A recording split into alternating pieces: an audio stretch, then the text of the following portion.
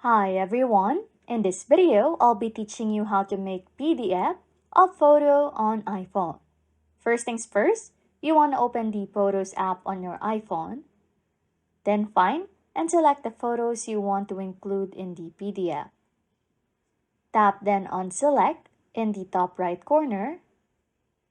Then you want to choose the photos you want to include in the PDF. Tap then on the Share button in the bottom left corner. Then you want to scroll down and select Save to Files. Then save the selected photos to a location in your Files app. Open then the Files app. Then navigate to the location where you saved the photos.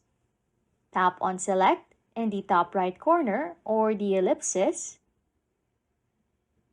Then select the photos you want to turn into a PDF. Then you want to tap on the three dots in the bottom right corner. Then choose Create PDF from the options. After that, just wait for the process to complete and a PDF file will be created with the selected photos.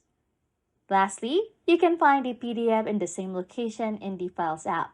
And you can now share or manage the PDF as needed.